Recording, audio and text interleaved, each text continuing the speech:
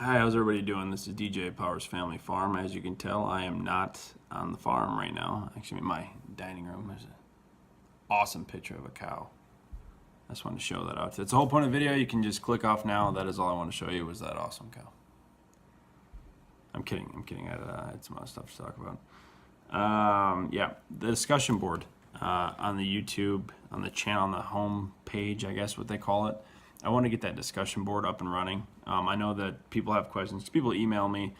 Sometimes great questions, sometimes really weird questions, but I like to open up that discussion board. I've already kind of said hello all. I kind of put a little post there, but anything that's maybe not related to a video, or you just have a random question, or just want to stop in and say hi, I'd like to start seeing some comments kind of trickling in there, and just kind of everyone can talk to each other. And we can, I'd like to engage more with the audience here than just be talking to myself, which is literally what I'm doing in all these videos. I'm just talking to myself, hoping that you care. And then also on this video, I kind of wanted to take a step back and kind of look at how I got to this point and why I even, or not really why, but how I got started and what I did to get started. What I did prior to buying the first goat. And I think a lot of reason people come on YouTube is just to get information, to learn something as much as be entertained. And I watched a ridiculous amount of YouTube videos on goats, pasture feeding goats, what they ate, how to castrate goats, trimming their feet. I mean, I watched everything and actually have some pretty good suggestions for some actually pretty good YouTube channels. Obviously, I'd love for you to subscribe to my channel and watch me kind of fumble my way through it in these early stages. But Oklahoma State University has a goat channel on its own. I think you put OSU goat, I believe it'll pop up in your search. But they have a lot of good videos. The guy, he's kind of dry, but he gets good information out, and they kind of show a lot of good things: how to get vaccinations, how to trim, and kind of all that good stuff. Really good kind of resource. He also does the he shows the forecast for meat, goat prices. He kind of forecasts it throughout the year. That's kind of a neat thing to see too if you are wanting to get into meat goats or anything like that. It's kind of a neat channel. Another great thing to do, I know YouTube's great and you can watch tons of videos and get a lot of information.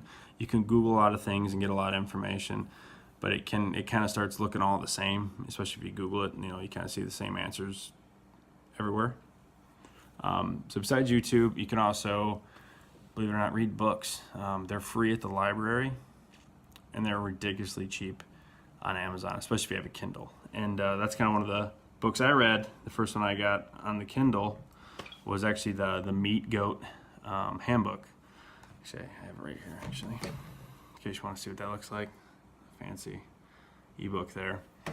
But that also has a lot of great information. I think it's probably more suited for someone kind of beginning in goats. I think if you think you're more of an expert or advanced goat owner, I don't know if it would necessarily have a ton of great information for you, but it was a really easy read. It has a lot of pictures, which who doesn't love pictures? If it was just words, I think I probably would have shot myself. I mean, it's still interesting, but I got to see pictures. I don't know, maybe I'm just a child. But no, reading books is great. Like I said, books are free at the library. They're dirt cheap online.